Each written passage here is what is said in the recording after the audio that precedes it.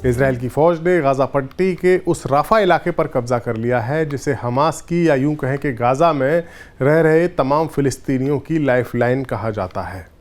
और इसी के साथ ही मिडिल ईस्ट के इस इलाके में इजराइल के एक और बड़े मुस्लिम देश के साथ तनाव बढ़ गया है। ये देश है इजिप्ट। वही इजिप्ट जो फिलिस्तीन के मसले पर इजराइल के साथ 3 बार जंग लड़ चुका है और 50-51 साल पहले हुई तीसरी जंग में इजिप्ट की फौज इजराइल के दांत खट्टे कर चुकी है। उसने इजराइल को बैकफुट पर धकेल दिया था। अपने आज के इस एपिसोड में हम बात करेंगे इस जंग की जो 50-51 साल पहले हुई थी, वो अरब इजराइल युद्ध जिसे योम किपुर के युद्ध के नाम से भी जाना जाता है। हम आपको बताएंगे कि कैसे इजिप्ट की फौज ने 1973 की उस लड़ाई में इजराइल को लोहे के चने चबवा दिए थे और इजराइल को आखिरकार इजिप्ट के साथ समझौता करके उसके इलाके लौटाने पड़े थे। लेकिन पहले बात करते हैं ताज़ा हालात की और ये समझने की कोशिश करते हैं कि अचानक से हमास इजराइल के युद्ध में इजिप्ट की एंट्री हो गई और इजिप्ट का फैक्टर कैसे सामने आ गया। जब मिडिल ईस्ट के नक्शे को जब हम देखते हैं तो हमें पता चलता है कि गाज़ा पट्टी 2 ओर से तो इजराइल से ज़मीन की तौर पर घिरी हुई है और एक ओर से इजराइल की समुद्री सीमा से घिरा हुआ इलाका है गाज़ा पट्टी की ज़मीन, जिसकी एक सीमा इजिप्ट के सिनाई प्रायद्वीप के इलाके से भी मिलती है।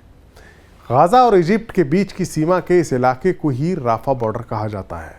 3 ओर से इजराइल से घिरे गाज़ा पट्टी के बाशिंदों के लिए राफा बॉर्डर ही उम्मीद की एक किरण है। ज़्यादातर बचाव और राहत सामग्री इजिप्ट के जरिए इसी राफा बॉर्डर से ही गाज़ा पट्टी में ज़रूरतमंदों तक पहुंचती है। इजिप्ट ने अपनी ओर से इस बॉर्डर की जोरदार नाकेबंदी की है ताकि फ़िलिस्तीन के लोग उनके मुल्क में दाखिल ना हो सकें। बहरहाल मौजूदा हालात ये हैं कि इजराइल ने मिस्र यानी इजिप्ट की गाज़ा पट्टी से लगे हुए बफर जोन के इलाके पर कंट्रोल कर लिया है। राफा में टैंक उतारने के बाद अब इजराइल की फ़ौज इजिप्ट के बॉर्डर से लगे हुए उस बफर जोन के इलाकों पर कब्जा कर रही है जहां उसका कंट्रोल इससे पहले नहीं था। इसी के चलते और अब इजिप्ट और इजराइल के बीच में तनाव भी काफ़ी बढ़ गया है। दोनों मुल्कों की फ़ौज के बीच हल्की गोलीबारी की भी खबर आई है जिसमें इजिप्ट की ओर से एक गार्ड की मौत होने की बात भी कही गई थी। दरअसल इजराइल का दावा है कि हमास ने राफा बॉर्डर के इस इलाके में कई ऐसी खुफिया सुरंगें बनाई हुई हैं जिनके जरिए वो इजिप्ट से गैर कानूनी तरीके से मदद हासिल कर रहा है, जिनमें हथियार भी शामिल हैं। वहीं इजराइल के इस आक्रामक रुख से इजिप्ट काफ़ी नाराज़ बताया जा रहा है और अगर ये तनाव बढ़ता है तो फिर फिलिस्तीन के मसले पर इजिप्ट और इजराइल के बीच एक और जंग की भूमिका तैयार हो सकती है।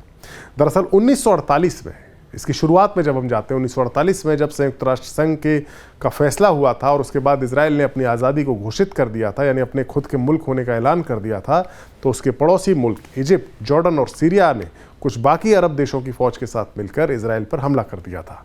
इस जंग में इजराइल की जीत हुई थी और उसने फ़िलिस्तीन के कुछ और इलाकों पर कब्जा कर लिया था।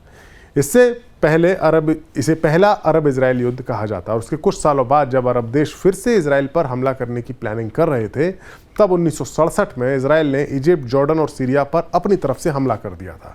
यह युद्ध 6 दिन तक चला था और इसमें इजराइल ने जॉर्डन से वेस्ट बैंक, सीरिया से गोलान हाइट्स और इजिप्ट से गाज़ा पट्टी और साइनाई प्रायद्वीप का पूरा इलाका छीन लिया था। इजिप्ट के उस वक्त नए प्रेसिडेंट बने अनवर सादात इस हार का बदला चुकाना चाहते थे और 1973 में इजिप्ट और सीरिया ने मिलकर अचानक से इजराइल पर हमला कर दिया था।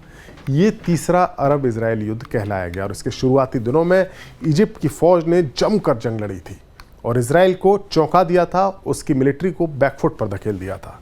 अमेरिका अगर सहयोग ना करता तो शायद इजराइल के लिए सर्वाइव करना मुश्किल होता। अमेरिका के सहयोग से इजराइल ने इजिप्ट की फ़ौजों को पीछे धकेला और वो उसमें कामयाब रहा, लेकिन उस जंग में यानी योम किपुर की जंग में ये बात इजराइल की समझ में आ गई कि इजिप्ट को कमज़ोर करके आंका नहीं जा सकता है।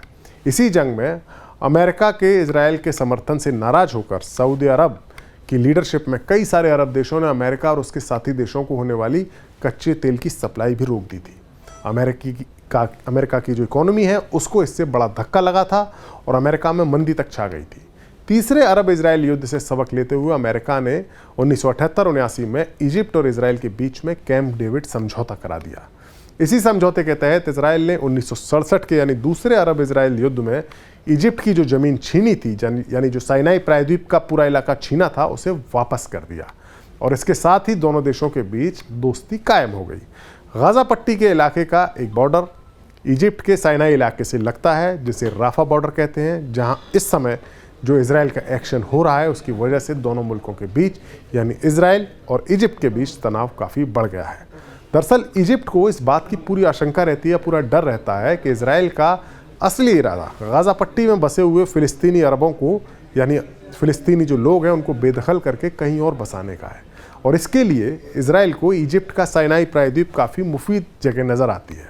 कुछ महीने पहले जब हमास और इजराइल युद्ध शुरू हुआ था, उसके बाद इजराइल की इंटेलिजेंस मिनिस्ट्री का एक सीक्रेट पेपर लीक हुआ था, मीडिया में आया था। और इस पेपर के मुताबिक गाज़ा पट्टी के तकरीबन 20 लाख आम फ़िलिस्तीनियों को उनकी धरती से बेदखल करके इजिप्ट के नॉर्दर्न साइनाई प्रायद्वीप के जो इलाका है वहाँ पर उनको पहले टेंटों में अस्थायी तौर पर बसाने की और फिर बाद में उन्हें स्थायी तौर पर बसाने की प्लानिंग उस गोपनीय पेपर में बताई गई थी। यानी इस पेपर के मुताबिक गाज़ा पट्टी को हमेशा के लिए फ़िलिस्तीनियों से खाली करा के उन्हें इजिप्ट के साइनाई प्रायद्वीप में बसाने का मास्टर प्लान बनाया गया था।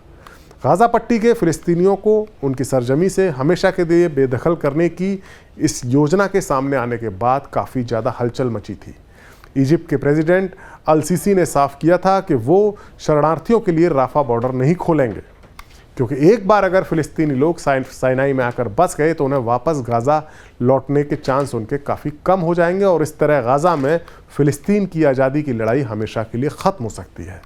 हालांकि इजराइल के पीएम बेंजामिन नेतन्याहू ने उस वक्त कहा था कि ये महज एक कॉन्सेप्ट पेपर है और उनका ऐसा कोई इरादा नहीं है, ऐसी कोई योजना नहीं है कि फ़िलिस्तीनियों को साइनाई प्रायद्वीप में यानी इजिप्ट में जाकर बसाया जाए। लेकिन फिर भी इस पेपर के सामने आने के बाद इजराइल की मंशा पर सवाल ज़रूर खड़े हुए थे।